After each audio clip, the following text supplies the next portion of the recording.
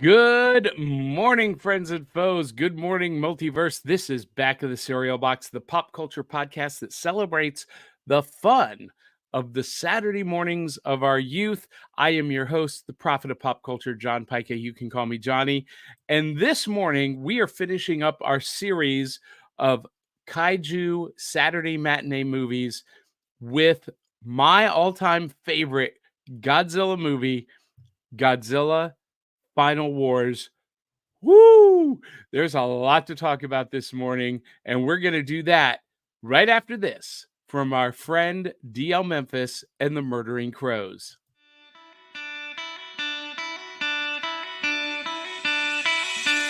It's like Coca-Cola, Levi Strauss, Johnny Carson and Mickey Mouse. The first star was James Dean, Elvis Presley, and he's still the king.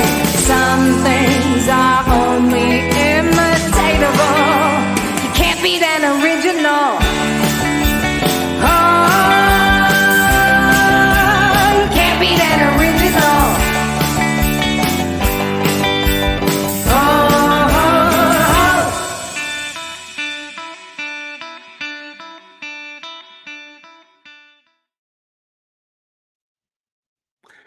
Hey, we're back. I'll tell you what, that theme song by D'Elle Memphis and the Murdering Crows really makes my Saturday morning. If it don't get your fire started, your wood is wet.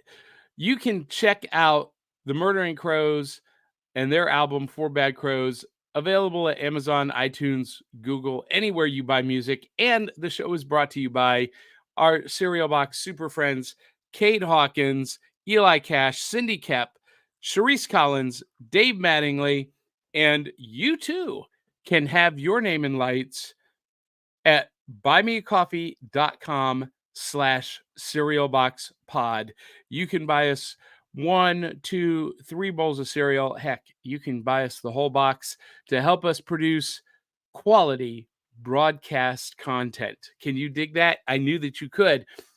I am John Pica, the prophet of pop culture. You can call me Johnny, Johnny B, Johnny Beyond, and Avengers comic books, Star Wars movies, and Saturday morning cartoons made me who I am today. And that's what this show is all about.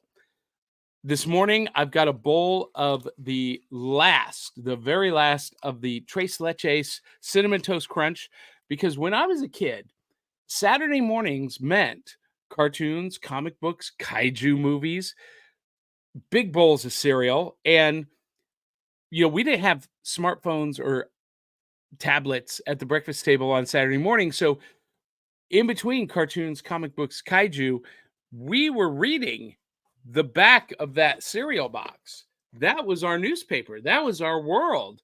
That was everything. Games and comics and records and puzzles and all of it was on the back of the cereal box. And that's what this show is a celebration of. And this morning, we're going to be talking about the Saturday matinee, the Saturday afternoon with Godzilla Final Wars. And joining me to have that conversation is our epic co-hosts. First up from Winnipeg, Manitoba, Canada, by magic of the interwebs, your emotional support Canadian. She is a fan of Ninja Turtles, Power Rangers, Ghostbusters, all things X-Men. Please welcome the one, the only Willow Schuyler. Good morning, everyone. Good morning, Willow. How are you this morning? A little sleepy. Yesterday was my birthday. Yeah? Happy I birthday. stayed up a little late last night. Happy birthday to you. What's in your bowl this morning? Well, I'm trying the strawberry banana Cheerios. Ooh. Okay. Let's see. It definitely has that strawberry aroma. Our friend Ryan Permisson would approve. He is a Cheerios fan. And Dave Mattingly, who's already commenting in the super chat, turned me on to the I think it's the apple cinnamon Cheerios, which are epic. Ooh, you know what? I might have to go get some after this. You put me in the mood for some. Yeah. So what do we think? What's I can smell the strawberry and taste the banana more. So like it's interesting. I like it, but yeah, I can definitely it definitely has like they claim it's natural flavors. Yeah. It natural. yeah. But it might be natural flavors, but it's not natural banana or strawberry. It's like natural chromium phosphate. Penicillin. Anyway. But is it as good as the apple fritter, the Tim Horton Oh, apple I fritter? prefer the apple fritter. Yeah, way that's more. pretty. Yeah. I want to try that. Definitely. And for those of you who are wondering, why are we talking about cereal? Because that's Saturday morning. What's in the bowl? That's a big part of our Saturday morning. And to tell us what's in her bowl, your wife's favorite redhead. She is an artist, face painter, cosplayer extraordinaire, all the way from Columbia, Tennessee. It is the one, the only AC Kindred, Aubrey Cavett. Ba-ba-ba-da-ba-ba. Good morning, cereal boxers. Good morning. Happy birthday, Willow. Happy level up you. day, as we say. 41 years old. And I don't older feel than like I you. have enough gray hair. No, you're not 41 years old. You're level 41. Mhm. See how badass that sounds? Mhm. Level 41. Yes, level 41. I like that better. Yep. So let's see, in the ages now, because I just had my birthday in August. Johnny, when was your birthday? My birthday is December 1st. So it hasn't happened yet. So my No. birthday falls first, and then Willow's. Willow's over there. And then Johnny. Okay. So, but who's the oldest? I think Johnny is. that's okay. I'm older than you, Willow. You know what? I used to deny my age and defy Why? I used to deny it. Now I defy it. I am GX level 53 in December. Right now 52. And Ryan just had one, right? Yeah. Yeah, he's a day before mine. It's so cute. You're almost birthday twins. So in my cereal box this morning, I'm trying something that Johnny tried because I thought about it and I was like, we could try the same cereals because we have different absolutely. opinions. So look what I got. Oh, so you've got the Carmella Creeper. Because the monster boxes. I have a friend who works in the bakery department, the head of the bakery department. She makes all of the baked goods at our Walmart. And she was like, hey, guess what we got in? We got huge boxes. And I'm like, I don't need a huge box, guys. Okay. But if you want to buy me cereal, that's okay. But thank you. Sarah, this thing goes out to Sarah. And look, on the back, of course, we have, her little introduction there. They're freaking out. They're all happy. But her origin story. I couldn't have just this because, Johnny's already done this. So I had to have something to add to Carmella, something to pump it up. So thank you to General Mills for your Carmella. I am going to try it. It is green.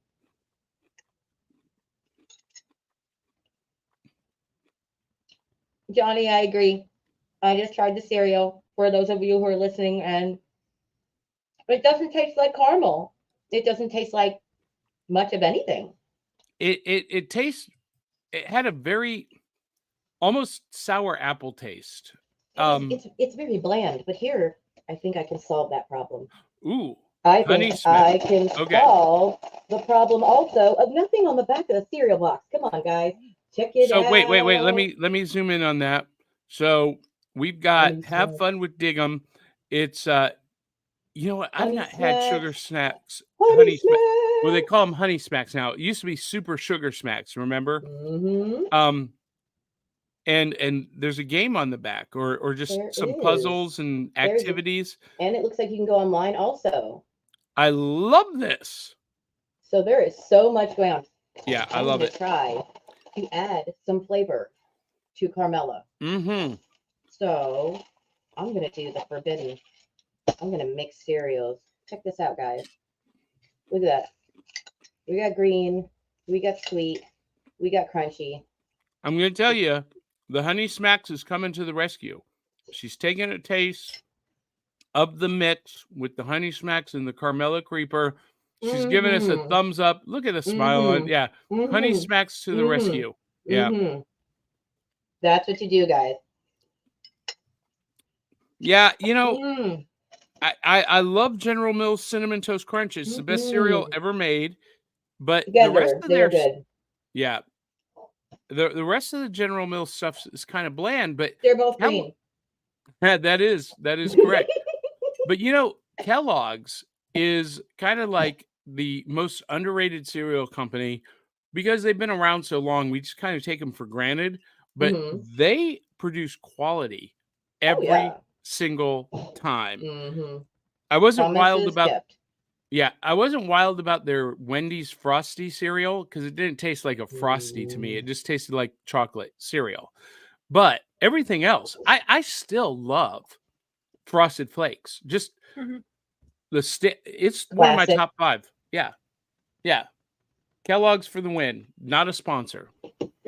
So we already have a lot of comments actually. So we'll do some audience comments. They're in the super chat. Dave Mattingly was first on the scene. And he says, "Good morning, Box Tops." Good morning, Dave. Our friend Zentron is with us. Yo, people. Zentron, did you hear my shout out to you last week? I need you to do a fan edit of the 1978 animated Godzilla series and remove Pete and Godzuki from every story. I need your help with that. Are you going to help with that? We want to know. Yeah.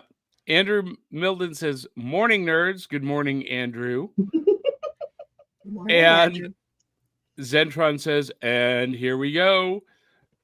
Go, go, go, Hira," says Zentron. That's how you pronounce Godzilla in Japanese. Gohira. And Eli T. Cash says, "Cracks open a monster." Yup. I love that. So many innuendos there, Eli. Now, Aubrey, when we are at HoloCon at the end of October, just heads up, we are going to do a live taste test together at the same time of the Monster Cereal mashup. It's all of them combined together. Oh, wow. Okay, that's a lot. Yeah, so we're going to be cracking open 5 monsters at one time.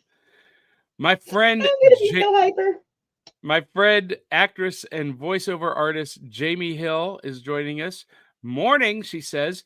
You can see Jamie Hill in the new horror movie Skinamarink. Ooh. Yeah. It was a big hit if you're into horror movies.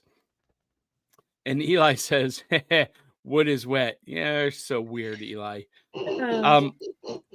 Zentron says 2 p.m. and I've woken up for Bag of the Cereal Box. Where are you coming to us from, Thank Zentron? you, Zentron. And one of my favorite artists on the planet, Chris Goins, is watching from Black Sheep Studios. He says, "Good morning, folks." And Chris, I meant to reach out to you this week. This is a little private conversation between me and Chris. In January, the Cereal Box Network is doing our multiverse fundraiser virtual convention, and we are looking for more comic book and comic art artists to join us on panels and promote their artwork and promote their projects. And I definitely want you to be a part of that. So call me. And Zentron says, "Happy birthday to Willow." And Thank you. Dave Mattingly says, yesterday was my son's birthday too. And Andrew Milden says, happy birthday, Willow. And Thank you, everyone. Dave Mattingly says he took a group out to see Bat Boy, the musical, on stage. I have not seen this, but Willow, you know who Bat Boy is, right? Willow is the host of Cryptid Surprised Crunch. that's still like a huge thing for you guys. Well, the musical was a smash hit on Broadway. It was a smash hit, and now, you know, local regional theaters have the license to do it. So he went and saw a production in Louisville. So it's one I've never seen, though, although it's been a smash hit. It's on my list. So yeah. what's Shout your out thought? to those god-awful tabloid Hey, according for to Men in creating Black, Bat Boy. according to Men in Black, that's where the real news is found. That's true. I gotta have more Tres Leches. I'm So, hungry this morning. speaking of going back to your cereal, this cereal actually turns your milk pink.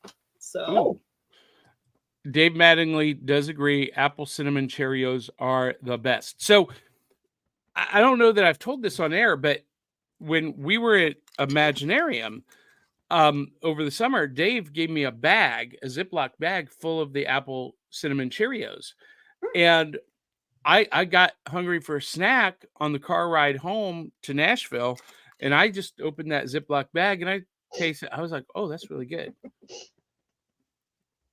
We know what to bring on the road trip for Johnny. Yeah, they were gone. No, you know, okay, this is a question for everyone in the virtual rec room and in the super chat. What is your favorite road trip snack? I have two. The cheese and Ritz cracker combos. I love them.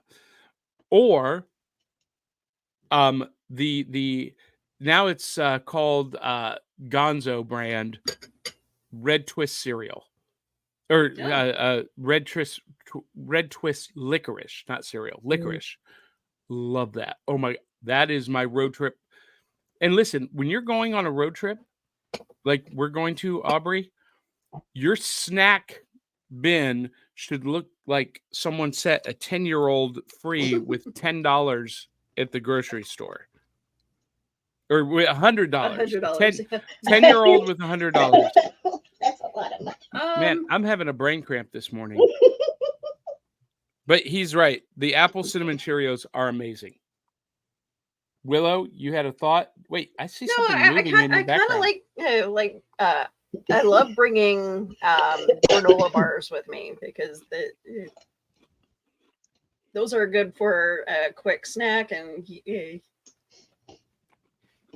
gets you through until you actually stop off at a truck stop to get food. So my dad was a truck stop restaurant kind of guy.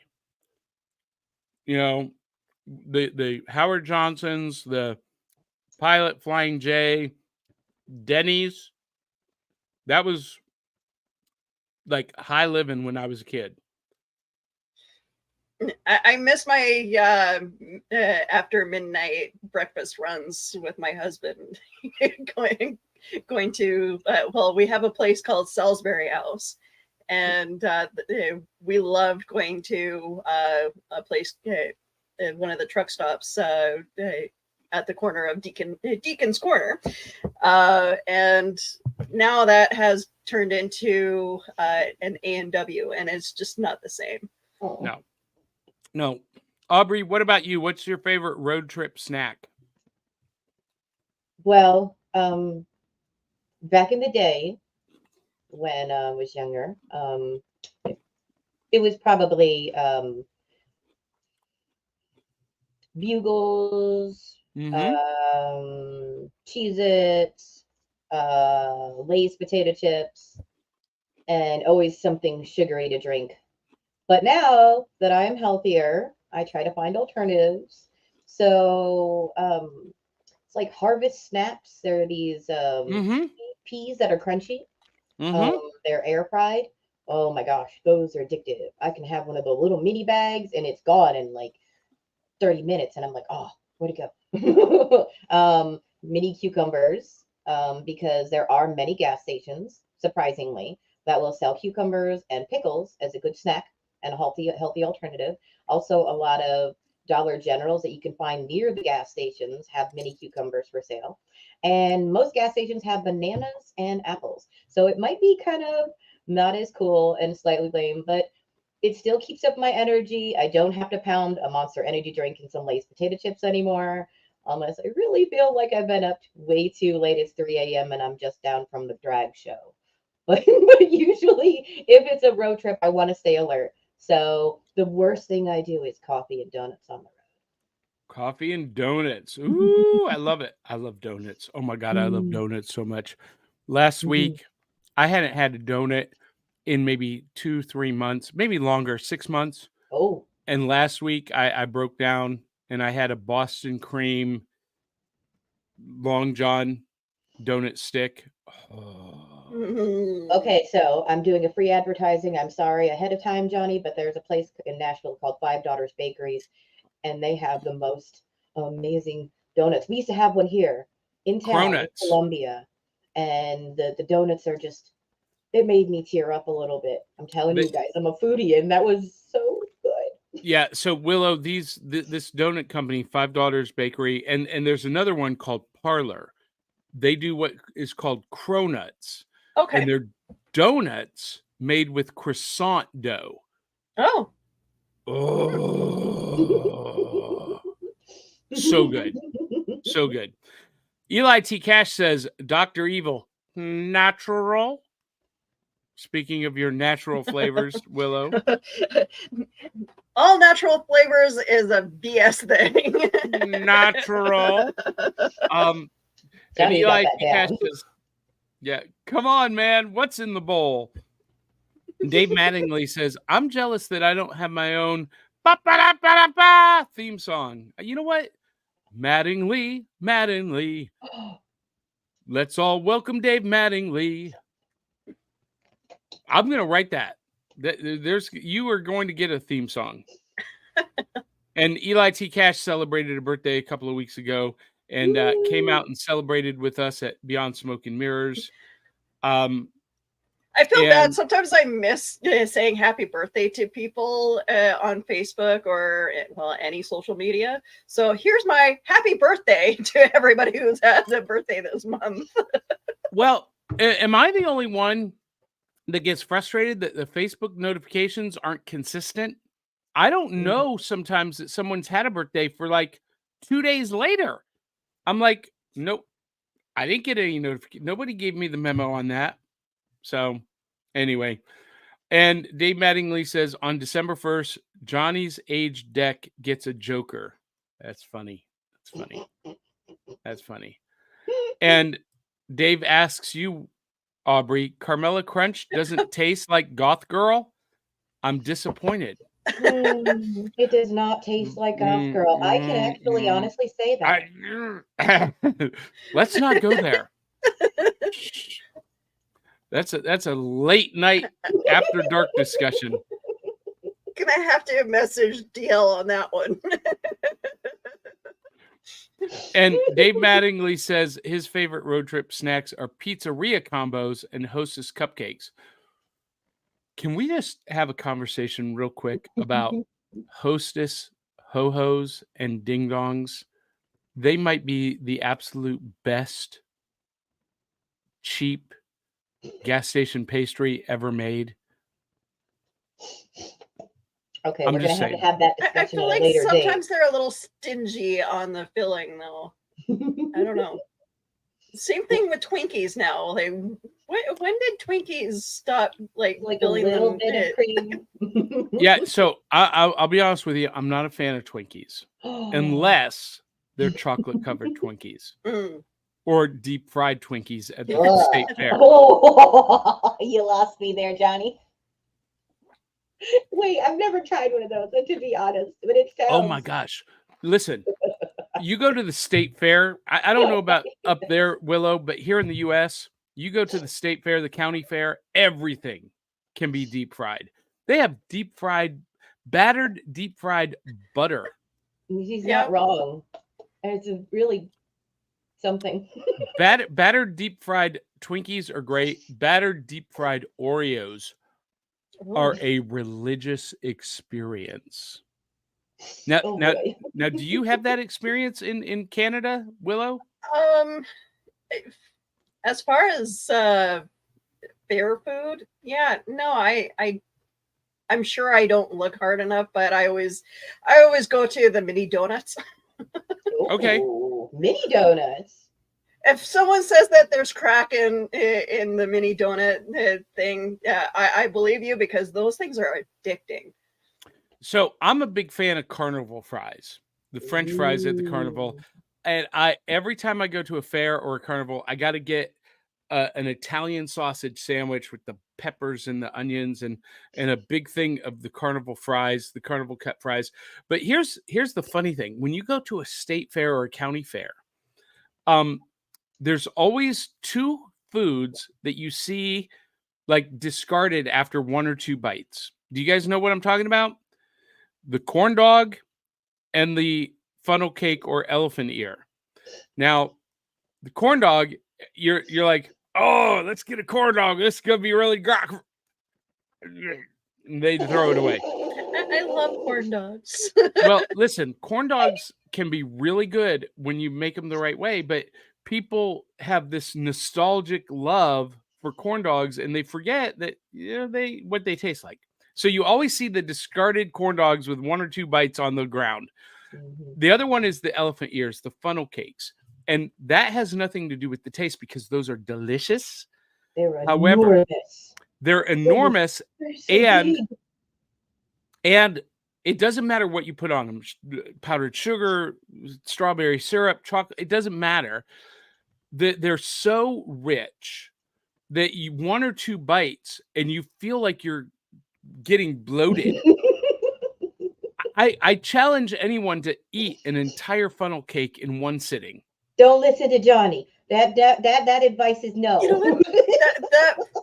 that bloated feeling, like the fullness, is always how I feel after eating pancakes. Well, it's the same batter, right? It's just the elephant ears are, instead of being cooked in a pan, they just pour the batter directly into the grease. But I mean, you can feel it when you're eating the funnel cakes. You're like, Yep. eat you raga Chewbacca. Anyway, Matt Mega C says cheddar crackers with peanut butter are my go-to for road trips. And oh, Willow, this is so funny. So we have a Twitch viewer, Eli Jaharanga 22 says, nah, it's time for the elderly home for you three. What? And then he says, OMG, it's Ice Spice. I don't know what that is all about. But then he asks, after insulting us, Willow, he says, Willow, can I have your number, please? Oh. Luckily for you, I'm married. Oh, but come on. Aren't you going to join us at their elderly home? We have games. Oh, so you know what? Now I got to block him. Anyway. I kind of like it. I don't mind being called old, Johnny. I'm a grandma. Well, no, because he asks a question of me that is very offensive. And the answer to your question is no. But I'm not going to put it on the air. Tell me later.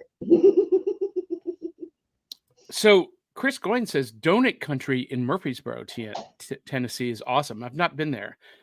Speaking of donuts, We're just going on a complete tangent, ladies. Tangent. We've lost It's all complete right. control. It's okay. Food is There's a thing. donut place in Oregon called Voodoo Donuts, where they shape jelly donuts into voodoo dolls and give you tiny pretzel sticks to stab them. I want to go. Road trip. Oregon, Willow. That's close to the Canadian border. We can sneak you across. Wait, what?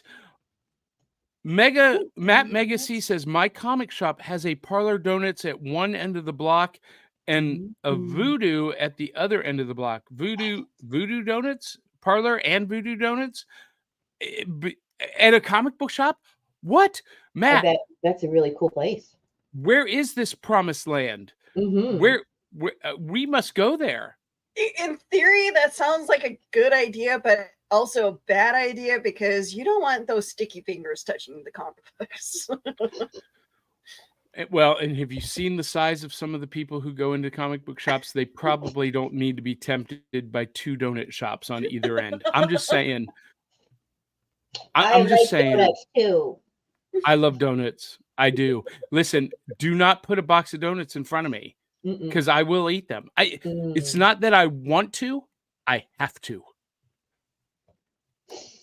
And Chris Goyne says, deep fried Snickers, woo, for the win. Yes. And he says the place is called Mutiny Info Cafe in Denver. Listen, I love Denver. I love Denver so much. There's a great magic shop in Denver too, and Mile High Comics. You know what?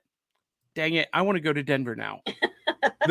The best pizza I've ever had in my entire life was in Denver. That's dangerous. Because I know New Yorkers who would argue with you about that. And listen, people from Chicago. Well, listen, I am a pizza fanatic. And back in 2003, I was negotiating with CMT Television to do a travel series called Johnny's Ultimate Pizza Quest. Because that is my favorite food. And we were really close to making the deal happen, and then the producer got fired. Listen, it's the story of my career. This close. But I love pizza. It is my all-time favorite food, and I am constantly on the hunt for the best pizza on the planet. And to this date, the best I've ever had was in this little cafe in Denver, downtown Denver. There's like this court. I can't even remember the name of the place, but it was amazing. Anyway, we could talk about food all morning, but you know what? It is time for our next segment. When I was a kid, Saturday mornings didn't just mean cartoons and cereal. It meant reaching into the cereal box and pulling out the prize. And this is a segment that we call New Loot, brought to you by the Tales of the Decoverse book series, available at Amazon and Barnes & Noble. And so, you guys, Aubrey, you're chomping at the bit. You got something special to show. I'm going to let you go first. What do you got in the box? What is the prize from the cereal box this week? Okay, well, behind this lovely lady that has unfortunately very little flavor, we have some old-time flavors. Ooh, some minis. I got more minis. Oh, cool. Masters of the Universe. And I have to say, I was one of those girls who did like me some He-Man, even though, not for the muscles. But you gotta have his rival. Skeletor, yeah. I mean, come on, that guy had some awesome one-liners. So now I have more little figurines, and I'm gonna be making like a collection eventually of I think I'm going with minis. I think this is gonna be a trend. So if you find minis anywhere, let me know, guys. I am super excited about these peoples. I love that. And by the way, for those of you who don't know, there's a sequel series for Masters of the Universe Revelations. It's called Revolution, and it's coming to Netflix in a couple of weeks. So super excited about that. Willow, do you have any prizes from the box this morning? I do. All right. So because I got myself a job working at Spirit Halloween, I had to pick up new earrings. These are really cute. Like, this will go great with my Elvira costume. Yeah. And So for those of you who are just listening, Willow is showing some snake earrings. They're kind of coiled in an S with a jeweled pendant. Is it a heart that is hanging off of it's it? like little teardrops. Okay. Or Teardrop. blood drops. Pendant. Yeah, blood drops. Love it. And then I kind of tangled, and another coiled up snake. Oh yeah, that's kind of a spiral coil. Yeah. These And are a those little heavier, but super nice though. And they're silver colored. I love those. Well, I can't wait to see those on you. What are you working today? Yes, I'm working both jobs today.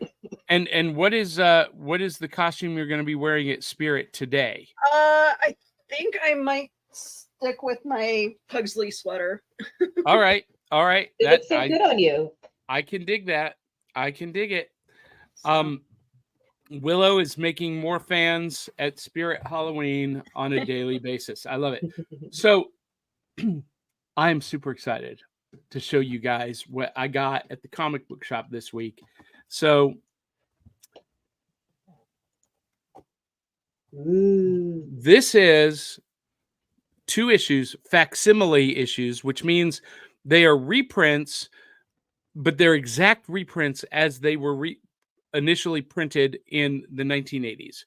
I've got Micronauts #1 and ROM Space Knight #1. Now, they are exact reproductions with the ads and all.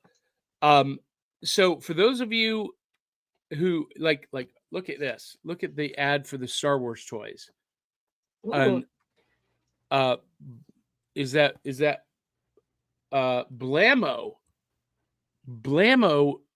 sugar-free gum? I don't even remember Blammo. They don't make it anymore, but it's fun. It says so right here. It's fun.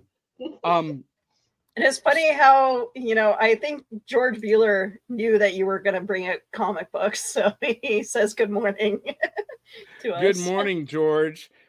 Wait. I got a problem, though. I got this ad for Blammo. Oh, it's got some bad copy on it that does not make me want to partake. Can anyone guess? Soft, juicy chunks. Ew. Just needs the word moist in there too to make it. How about this blast from the past comic book fans? A Hostess fruit pie ad with the original Captain Marvel. That's so cool. Yeah. Look, this is for me the golden era of comic books with the ads. Micronauts was a great series. This was originally published in 1979, written by who is the writer? Bill Mantlo, like legendary writer Bill Mantlo. He created Cloak and Dagger and created the Micronauts. The art is by Michael Golden, and Michael Golden is considered by most comic book fans to be one of the greatest comic book artists of all time. Now, I'm going to be honest with you. I've never been a huge Michael Golden fan, but he definitely has an iconic place in comic book history. Now, what was so cool about reading through this issue of Micronauts, Micronauts were created by Hasbro, and Marvel had the license to them, created a comic book to sell the toys. And some of the characters are Hasbro characters, but then there were some characters like Bug and Marionette that were created by Marvel. So Marvel actually owned them even after they lost the Micronauts license for several years. But now the license is back with Marvel. That's why we're getting this reprint. And I wish they had gotten the license a little bit sooner, because basically the Micronauts appeared in Ant-Man and the Wasp Quantumania, but they were not called the Micronauts. And reading through this, I see a lot of the imagery from Quantumania taken from this book. So Quantumania was a real homage to the Micronauts series. But then, same deal. Parker Brothers, which is now owned by Hasbro, created ROM Space Knight. This was an electronic toy that, oh my gosh, you guys, look, the Saturday morning cartoon Oh wow. ads. Ooh, is that Scrappy Doo? Yes. And here's the other one. This is for this is a full center spread ad. Mighty Mouse. Sorry. Yeah. Oh my gosh, that's so cool. Yeah. So but ROM, Marvel Comics created this comic to sell the toys. It was again written by Bill Mantlo, created by Bill Mantlo. The art is by legendary artist Sal Buscema. And ROM is basically, you know, he is what he is. He's a space knight who gets stranded on Earth in his pursuit to rid the universe of the dire wraiths, an offshoot of the Skrulls. It's later established. But again, all these great classic ads, fantastic. And Sal Buscema is one of my favorite artists. Look at this, Willow. You're gonna love this. An ad for MPC Oh wow. cars and wheels, and look, Halloween rubber masks for Ooh, $3.99. that is cool. Those things tore so easy though. Yeah, and you know, I know that those of you who are just listening to the podcast, you're getting frustrated because we're holding up stuff and showing stuff on camera that you can't see. You can only hear us talk about, but there's an easy solution for that. Go to YouTube, go to Facebook, and watch the replay of this video episode, and you can see the glorious ROM issue #1 and Micronauts #1 facsimile editions available at your comic book shop right now. And you guys know what? A lot of people have been asking me. I've seen a lot of people asking online, why is Marvel and DC doing this? Because DC did the same thing. They reprinted Detective Comics #1 recently, and Batman. I forget what number it was, but the first appearance of the Joker. And a lot of people are, why are they reprinting all these old issues? Doesn't that devalue the original printing? Not necessarily, because these are printed on high grade paper with remastered colors and artwork. And really, it's a way for new readers, current readers, to get into something classic without spending a fortune.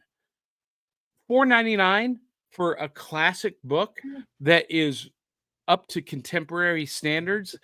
And here's the dirty little secret. The reason Marvel and DC keeps doing it is because these sell better than the new stuff.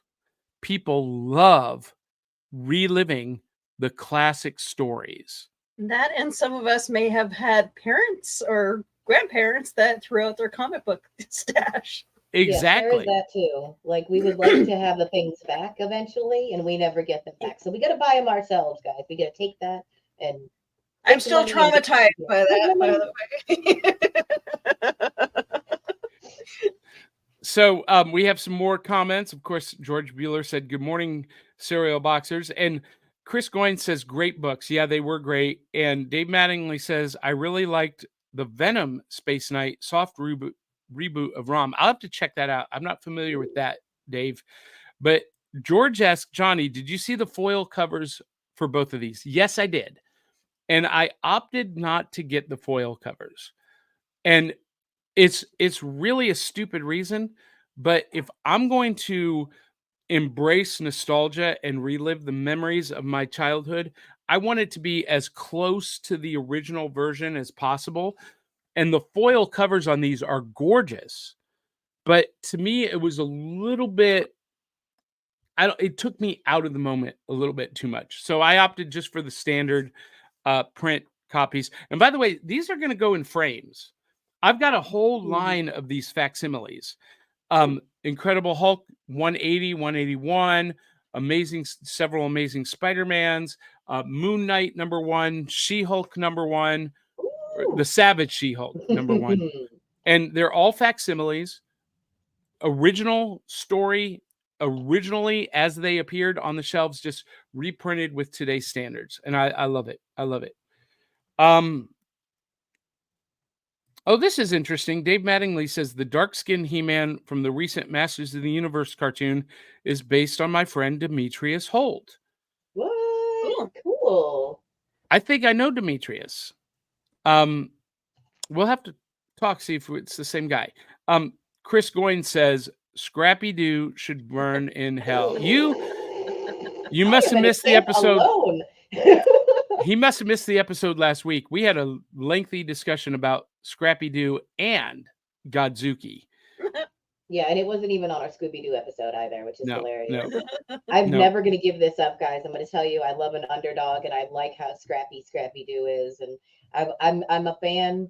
I'm not ashamed to say it. And if you want to fight in the playground, well, just get in the comments, okay? Be nice, get in the comments. Alpha Nerd says morning, and George Bueller says in December, DC is reprinting each issue of Batman Year One, releasing each week in December. That's interesting that they're already going back to the well on that. I mean, I feel like Batman Year One was only 20 years ago. I'm betting it was 20 years ago. But to me, 20 years ago seems like last week. Does anyone know what I'm talking about? Does anybody else feel that? Aubrey? I was wearing my Aqua shirt the other day, and some girl on the bus had said that she loves it. And you know what? They are still one of my favorite bands. And I went to their concert, and I cried like a little baby because I was so happy that they came to Canada. I got a chance to relive my childhood through them. And yeah, 20 years ago, just it doesn't seem like, it was a long time ago. And yeah, meanwhile, we're showing our music to our kids, and they're calling us old, and we did the same thing to our parents. Yeah, yes. That's very true. Very true. All right, so we got one more comment, I believe. George Bueller says it originally came out in 1986. Man, it doesn't feel that long ago. And Matt Megacy does say nostalgia is a hella drug. And he's not wrong. Mm-hmm. Batman Year One came out 35 years ago, says Dave Mattingly. I hate your guts right now. I love nostalgia. I love things from my youth, but I love new stuff too. Just because it's older and nostalgic doesn't make it better than new stuff coming out. And we're going to be talking about that some more in the next couple of weeks. But right now, it is time for our Kaiju Saturday Matinee experience. This is the final one in this series. We'll be picking up this series again next season and looking at some other properties. But when I was a kid, Kaiju movies were on Godzilla movies were on WUAB Channel 43 Saturday afternoon, hosted by Marty Sullivan, super host, and all the classics. My favorite, we've talked about several of them. We talked about Godzilla versus Megalon with Jet Jaguar. My favorite was Destroy All Monsters. That got me into Godzilla movies and like made my imagination just soar. Well, in 2004, Toho Films basically remade Destroy All Monsters when they made Godzilla Final Wars. It is essentially the same plot. The Exilians come to Earth to conquer the Earth and use humans as food, and they take control of all of the monsters, except for Godzilla. They're not able to control him or Mothra, and Mothra and Godzilla basically have to stop all of the rest of the monsters from destroying the Earth and destroying humanity. Now, I love Destroy All Monsters still today, but Godzilla Final Wars is epic. It is so good. It's both the best Godzilla movie made and the worst Godzilla movie ever made. And this picture that I just posted is probably the best representation of the movie in one graphic. Because this movie had everything in it. Everything. You had Godzilla. And by the way, Willow, this is what I call the cat face version of Godzilla. You mentioned how in Godzilla versus Megalon, he looked like a dog. This version to me, looks like a cat face. And so that's how I refer to him.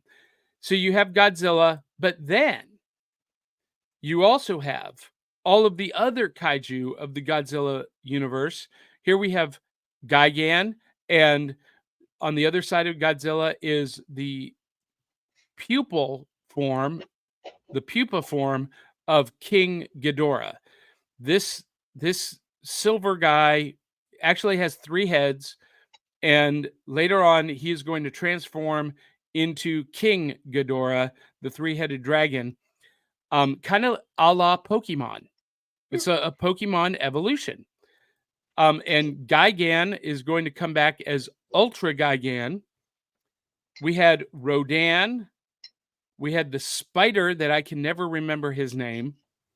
We had Minya, Baby Godzilla, who I'm not a fan of. Some people have called him Godzuki. It's Minya. And this is what I was referring to last week. He looks very stoned. He kind of does. And he acts like it too. Oh, he acts like a baby.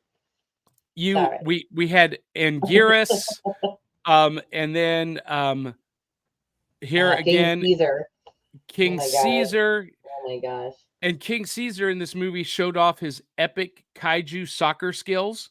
and his lovely Lady Gaga bodysuit too. Yeah. I don't know what's going on. Why did they give King Caesar a brassiere? And I the don't whole get thing, that. it's very sexy. I don't know what to do. I'm so distracted by King Caesar in this movie. Oh my goodness. And here's another shot of Gigan. And I am almost convinced, I am almost certain there's a woman in that costume. I don't know why. This shot of Ultra Gigan looks very feminine to me. Gigan's weapons for his hands in this movie were like, wow, okay. Yeah, he had the Yeah. chainsaws or the rotating saws, which in and of itself, Gigan is a combination of, bio monster and mechanical monster. But here's where this movie gets really interesting, because it borrows from ideas from Power Rangers and Voltron and Battle of the Planets and Masked Rider. You had the mutants. And let me tell you, before Fast and the Furious, this had one of the best motorcycle chase fights, gun battles ever on film. And these mutants are the defenders of the Earth Defense Force. And I can never pronounce this guy's name. Ozumi, I think it was. He turns out to be a mutant with powers kind of like Neo from the Matrix. He can stop laser beams with his mind. And then the mutant force in the final war is led by Captain Gordon. And I was just telling Willow, that Captain Gordon is played by Don Fry, who was a monster MMA fighter. He was called the Predator, and he was one of the biggest stars of New Japan Pro Wrestling. That's why he's in this movie.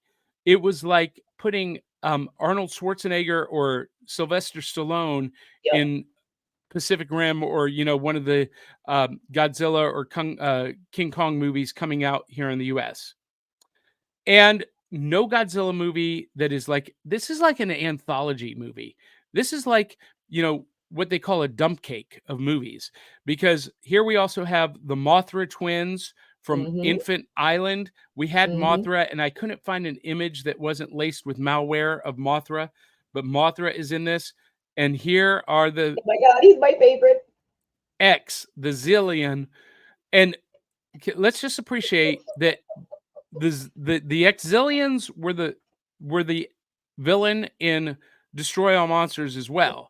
But here's a side by side. This is what they looked like in the 70s to the left, and the 2004 version. And this dude was too cool for the room. Oh my gosh, he's so much. Yeah. So the last time I saw glasses like that was on VR Troopers.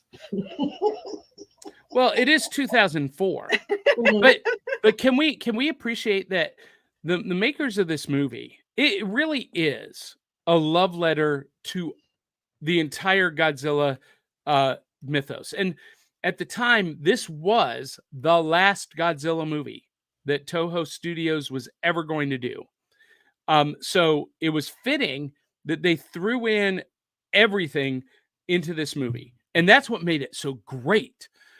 It started off right from the top with intense action, with the Gotoro battleship, the gunship sinking Godzilla in the ice and trapping him in the ice. That's how the movie starts.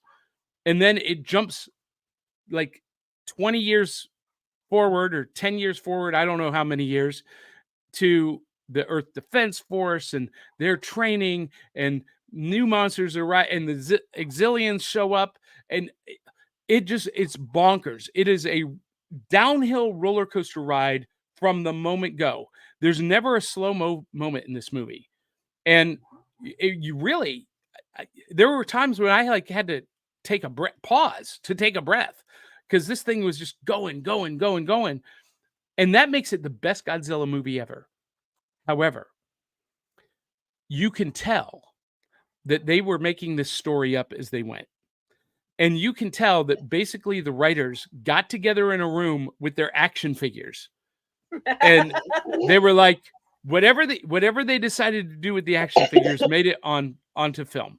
And that I love it for that reason too, but that also makes it the worst Godzilla movie ever made, because the story, there's some places where it makes zero sense.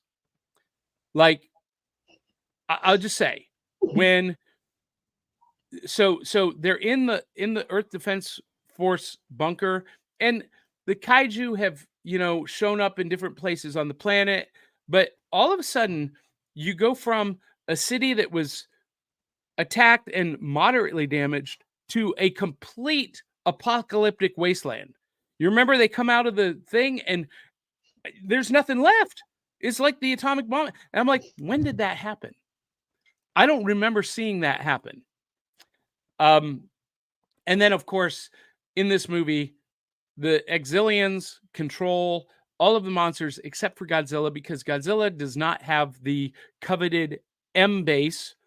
And it turns out the mutants have the same DNA that the kaiju have. So the Exilians can control them, except for Ozumi. He is able to resist their control and be the hero that he was born to be. And you guys, this is my favorite moment in the entire movie. Godzilla has defeated all of the bad guys, and now he's about to turn his rage back to the earth. He's not a defender. He's not a protector. He's a wild, force of nature, and he's about to destroy what's left of this apocalyptic wasteland.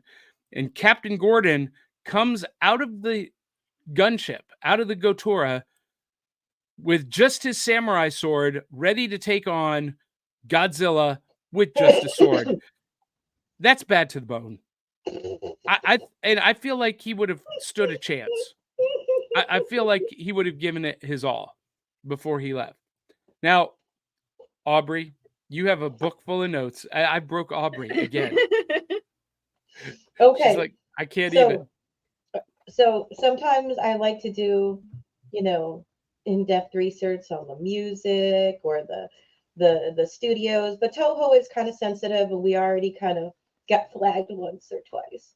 Yeah. Once, and I don't want to get anybody upset, and I really do like the movie. Well, the only reason why we got flagged was because I showed a longer clip than I was anticipating. Yeah, I'm just trying to stay on our P's and Q's, but I will say that there was some obvious issues with the actors. It looks like the famous wrestler was dying half the time in his costume, like just sweating. Like if you really pay attention, that man looks like he's been taking that coat off like repeatedly. There's a wife beater under there, I guarantee you, because there absolutely is. There leather absolutely is. coat he's walking around in, like this big man.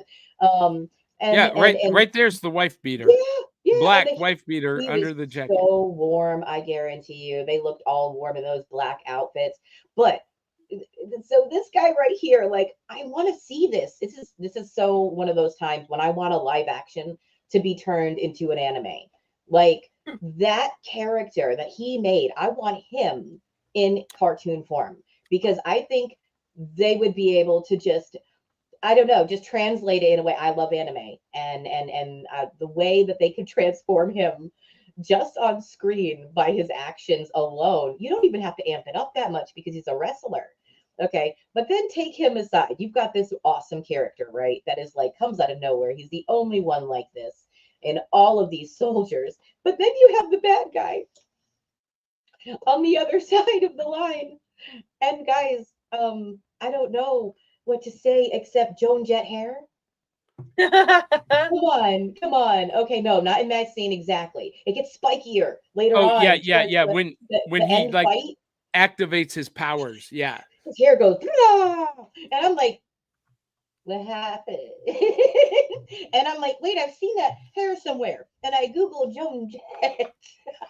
I'm not joking, but his sassy pants way that he pulled off this character, same thing. One of the few times I want a live action to be turned into a comic or a cartoon, except keep the actors, like keep their spirit in there. The little boy had this much of a part. There was a grandpa covered in furs for some reason with a nice big gun, but why was he wearing furs? I don't know. See, and that's part of the action figure thing. Minya and the hunter and the boy really served zero purpose, except at the very end scene where the boy stands in front of the Earth Defense Force and puts his arms up and says, "No, you're not attacking Godzilla." And Minya does the same thing. "No, you're not attacking my human friends." And from a slightly younger, different perspective, speaking of our ages, we got busted on. I will say that as a newbie, at least in the kaiju world, so I am young in that way. I gotta say, like, okay, my English version said it was Milla, so it sounded like Godzilla. So I don't know what the pronunciation is actually supposed to be. Yeah, it's spelled Manila, but it's pronounced Minya. Okay. So I was going with Milla because it sounds like Godzilla, but maybe either one is acceptable. Yeah, but see, to me, from my perspective, the little boy being thrown in there at the end with Milla, or the little Godzilla guy, was like, one, it threw the kids into the story because it was, older people in most of the story, so not a lot of child involvement. Okay. And Godzilla is supposed to be the hero for the children, and then you put in there, the fact that he's kind of helping this new generation of little Godzilla person. So it's like you're bringing the kids in, you're bringing new gen in, and you're saying, "Hey, old gen, hey, don't be so mad and blow stuff up." let it go and go be cool about stuff at the end there. And they walk away together.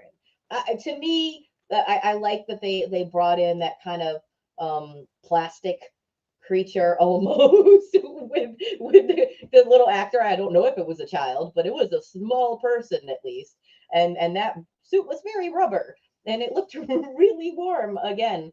But yeah, there he goes. But they did a good job. And I know you said he was goofy, but I don't think they were trying to make him super intelligent. I think it was trying to make it cutesy for the kids and Yeah, trying to show. he's the childlike character. Yeah, he was Absolutely. the baby. He was just a little baby. But the baby that says, "Hey, big grown-ups, don't fight no more. Let's not blow stuff up.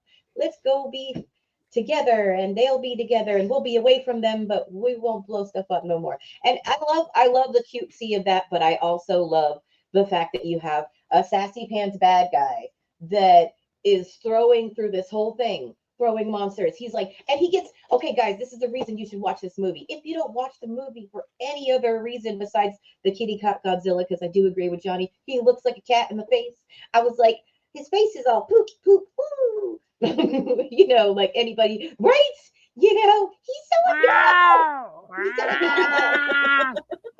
Yes, yes. Wow. See, oh, look at my claws. They're like his claws. He has some big claws going. So that's what I'm saying. Like, if you want a movie that's got everything, literally so many monsters, but also a bad guy that keeps them on their toes, makes it seem almost impossible at times because he takes out the leaders. We haven't even talked about the fact that he wasn't the original bad guy, or that we had body snatcher issues where it's like, oh, is this the Secretary General, or is this the Secretary General? Is he alive? Is he dead? You know, but then the bad guy's like, monster, now what? And he goes, hey, and then he laughs maniacally, like, ah! You're like, what just happened? I have one disappointment in this movie is that, yes, all of the classic Godzilla characters are back. Even the snake, Manda, appears in this movie. The 1996 American Zilla faces off against Godzilla, gets his tail handed to him. All by itself. But no Jet Jaguar. Where's Jet Jaguar during the final wars? Were they unable to get the rights for that character? No, it was a Toho movie. I mean, they owned him. They just no respect for my Jet Jaguar. They'll do something for him. Well, he is in Godzilla's Singular Point, and we'll be talking about that sometime down the road. But all right, yeah, Willow,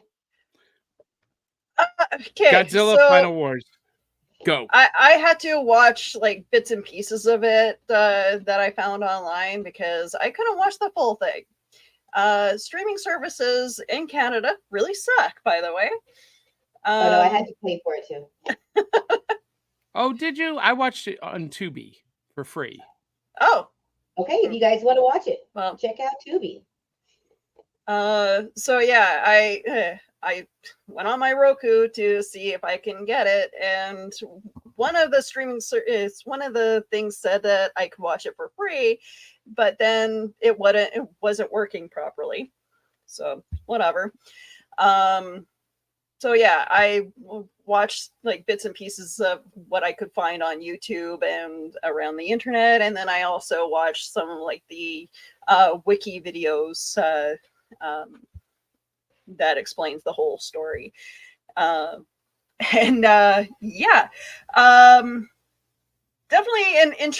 from what I gather, it's an interesting movie that has like way too much information going. Like it has like way too many storylines going for itself, and it seems like a movie that you could get lost very easily in until you get to the monster fighting. Well, it's really literally like the Monster Mash cereal that we're going to be trying at HoloCon. It is every Godzilla trope thrown into one bowl and mixed together.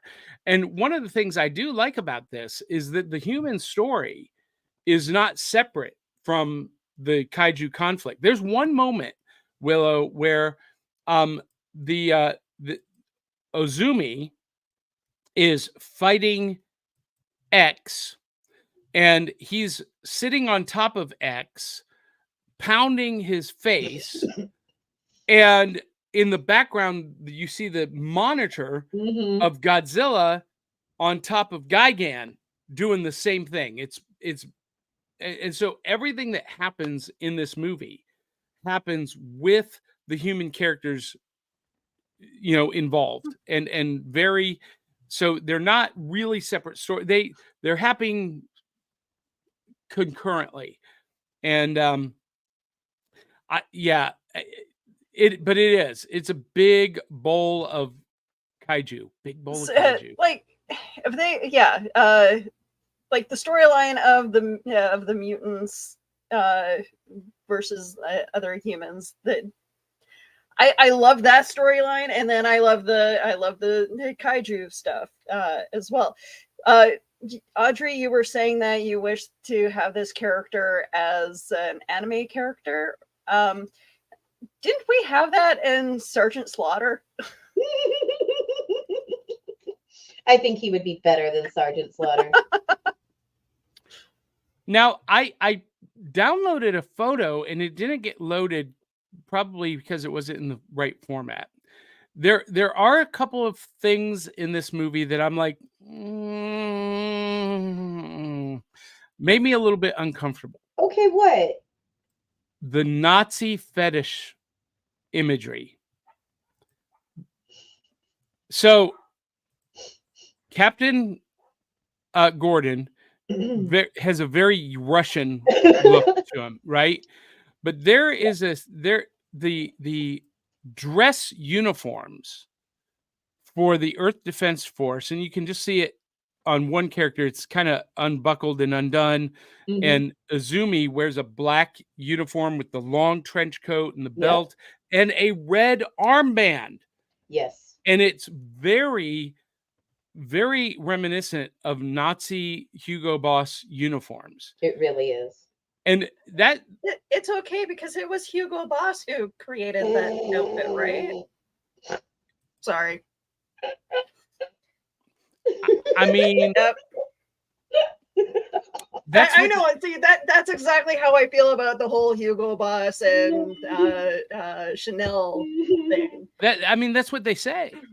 They're like, oh, but the Nazis had impeccable style. Yes, they did, because Hugo Boss had impeccable style. Yeah, their uniforms are cooler than anything else that I could go on a whole rant about that, guys, but I will try very hard to control myself. Well, no, I could too. But for the, I don't understand the Japanese culture embracing that stuff, because you see it all throughout anime, right? They do emulate strength, and they do emulate strength no matter where the source comes from. I've noticed there's a lot of that in Japanese animation. I in the older and some in the younger, but not always. Like the younger generation is a lot different. The Japanese animation is quite changed. But there's a lot of spicy stuff. There's a lot of slightly political old things sprinkled in here and there. So they're a fan of power. They are definitely a fan of power. And I've had this conversation with anime fans before, that the Nazi fetishism in the anime community is a real thing. And a couple of years ago, there was a group of kids who showed up at a Comic-Con dressed as Japanese Nazis, and they were kicked out. Didn't they take Hello Kitty and make that create Nazi uniforms around that? Well, then I feel like that's really sad they got kicked out. Okay, so here's the thing. I'm from the camp. Can you still appreciate something even if it's attached to something negative? The swastika was not originally from Germany. Okay, but we're going down a whole rabbit hole here. I feel like is Well, another. well, I'm with you, Aubrey. I really am, and I think it's totally appropriate to cosplay as a Nazi when it's clear that you're cosplaying the villain. Mhm. But if you're cosplaying in a Nazi uniform and elevating them as some kind of paragon of morality and heroism, Mhm. that doesn't fly for me. Okay. To me, it's the same as cosplaying as any other villain, as long as it's clear that it's the villain. But see, we could also argue about that with Star Wars too. Yeah, well, Darth Because Vader, Darth Maul, it's the same thing. I mean, stormtroopers. Yeah. Well, that was intentional. That was intentional to for Star Wars, the Empire to mirror Nazi Germany, and it's really super clear, like super defined in the sequel trilogy, The Force Awakens. There's a scene in Force Awakens that was taken directly from a rally, a Hitler rally in Berlin, and you put the pictures side by side, and they're the same setting, and that was done intentionally to indicate that Mm. the New Order was the villain. So, But I mean, look how popular the 501st is. well, so and their rationale would be the stormtroopers were just, schmucks doing their job. Anyway, Yeah. but for all of its faults, one of the greatest parts of this movie are the Mothra twins. They're very cute. I like the Mothra twins. They made zero sense in this movie, but and what happened to Mothra, by the way? So Mothra shows up to fight the pupa form of King Ghidorah, and seemingly destroys King Ghidorah, or no, Gigan. I forget which. Anyway, big explosion. But what happens to Mothra after that? Did she sacrifice herself? Was she a suicide bomber, kamikaze? I mean, after that, we don't see her again. Yeah, Nor do we see it the looks like twins. she does a kamikaze. That's what it looks like, and somehow she's resurrected again. That's Mothra's power, isn't it? One of the things that able to. Yeah, I don't know. They didn't put explain itself it, some and way. it's a hanging thread. It's a loose thread in Mm. this show. Plot You, hole. the other thing that I had a problem with is the kid and his grandfather out hunting. Grandfather covered in the fur for no apparent reason.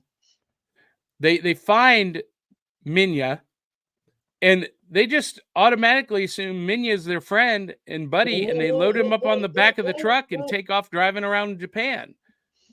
I'm like, who does They're that? They're outright following his instruction. Actually, at one point. I know. I'm like, what are you thinking?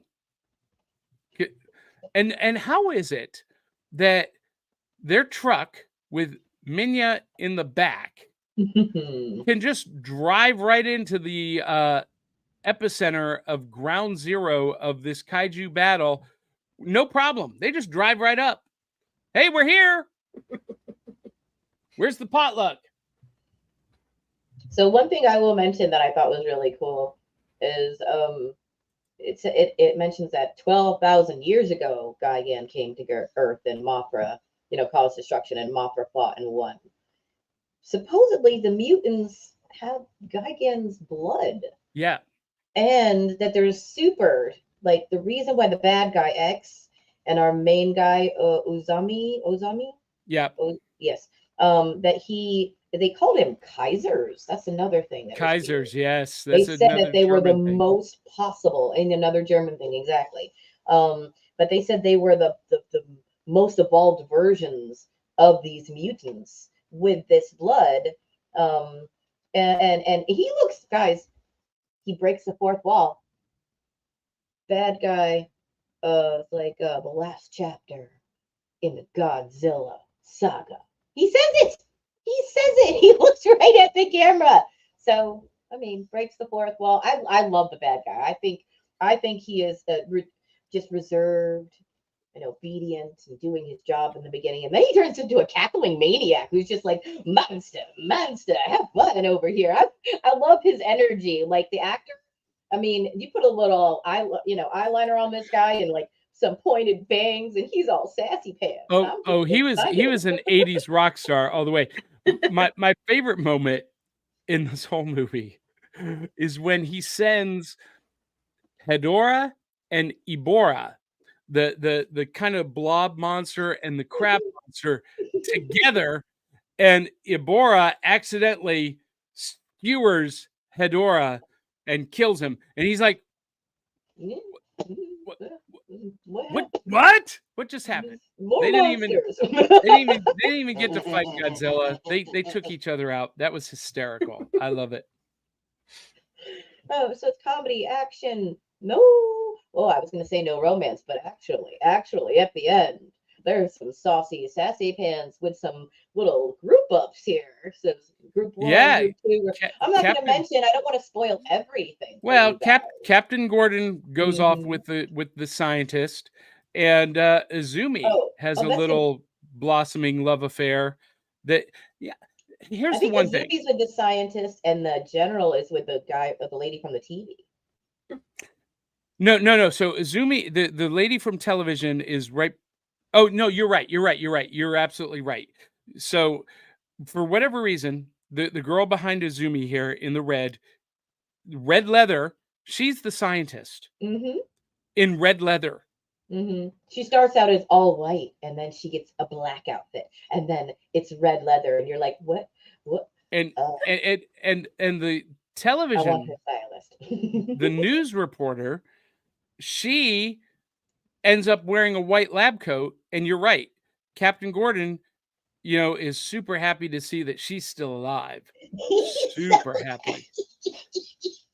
There's a whole saucy moment where he comes in and he thinks that Izumi picked up these girls for each other. It's in there. So, guys, it's so bad.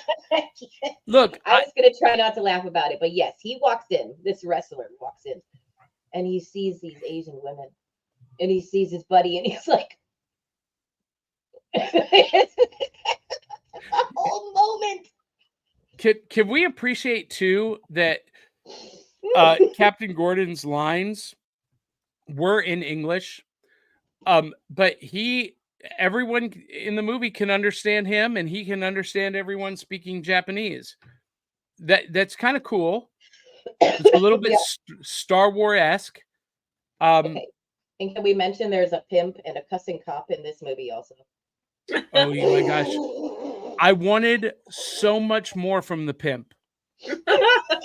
I wanted so much more from him because he was too cool for the room. And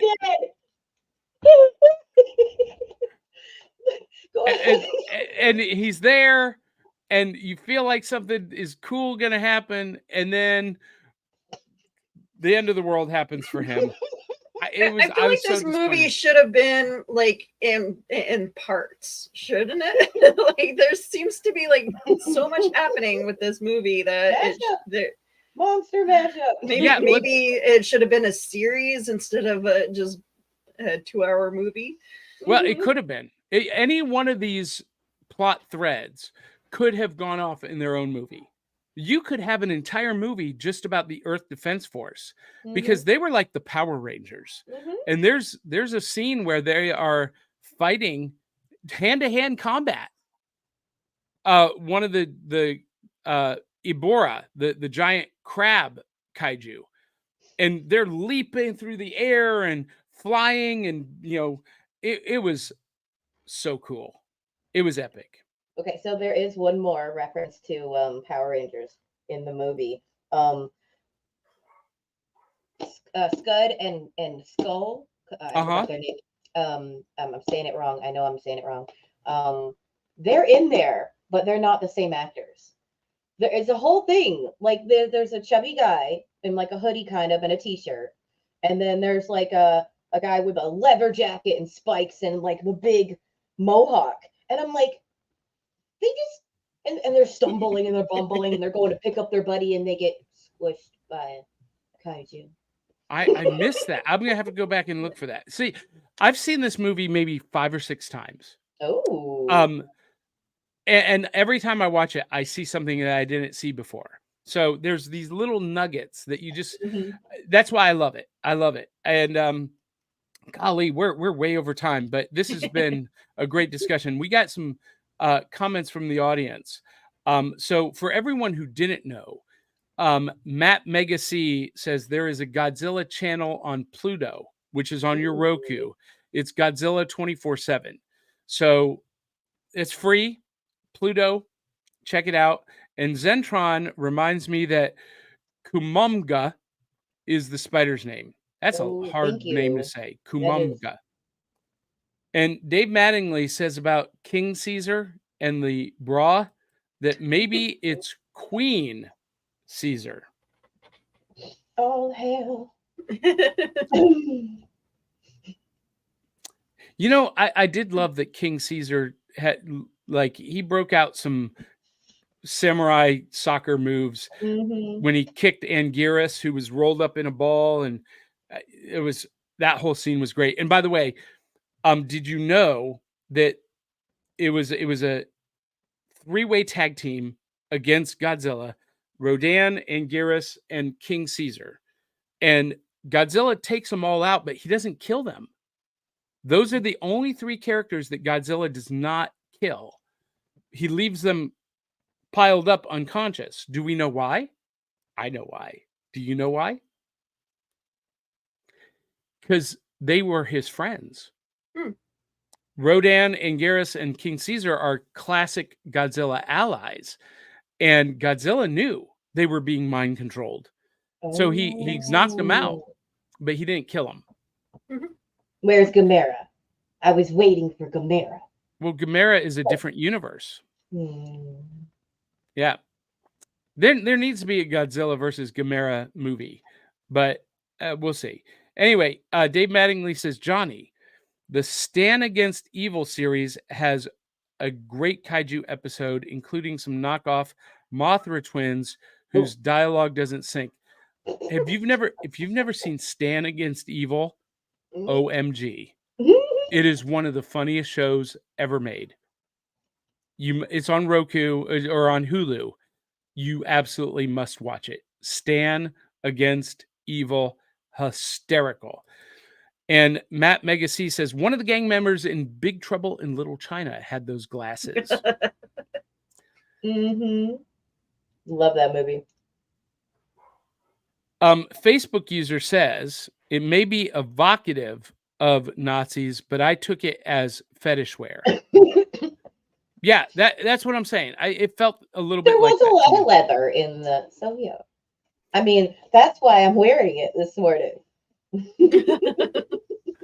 Dave Mattingly says they assumed Manila was friendly because of his herbal aroma. Oh, why did that take me a second? I'm not sure. Because we mentioned that he looked a little stoned. And Dave Mattingly says, you heard it here first, folks. Johnny wanted so much more from the pimp. I know.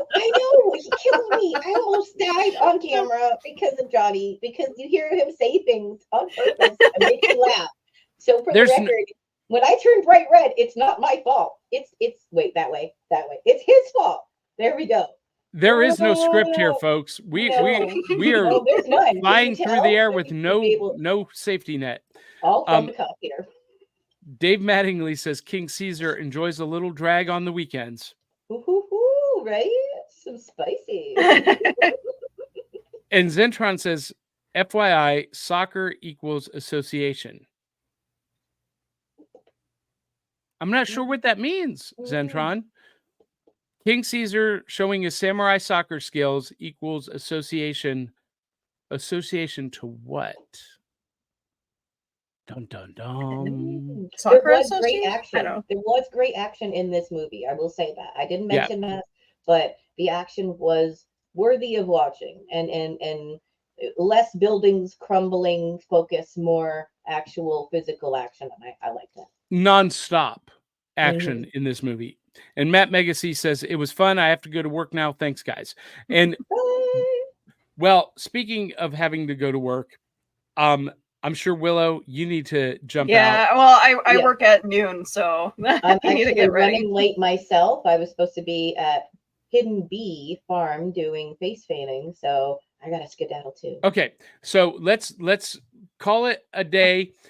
For now, there's so much we could get into with this movie and with Kaiju Saturday afternoons in general, and we will be bringing it up again in a later season because there's more stuff to talk about.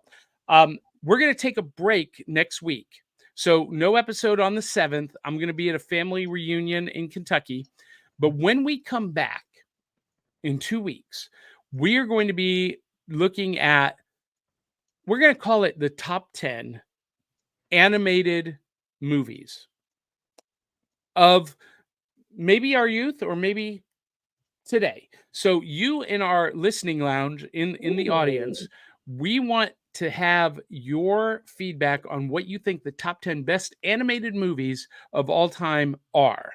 And we're going to go through the most popular ones. I will tell you right away, we're going to be talking about Mitchell's versus the Machines. We're going to be talking about Spider-Man Into the Spider-Verse. And we will definitely be talking about The Little Mermaid, the original Little Mermaid. Those are like in my top 3, but we want to hear from the rest of everybody else. Willow, put your thinking cap on. Yeah, that's going like so many different directions with those 3. Should we do our top 3s? Is that what you're suggesting? Well, we can, but I want to do, we're going to do one a week for 10 weeks.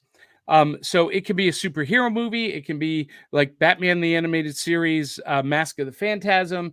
You know, it should be Mask of the Phantasm. Should be in that list. That's one of my favorites. Yeah. So like Zentron says, I vote for Akira, which is a classic anime. So yeah. Akira is phenomenal. So anyway, very intense.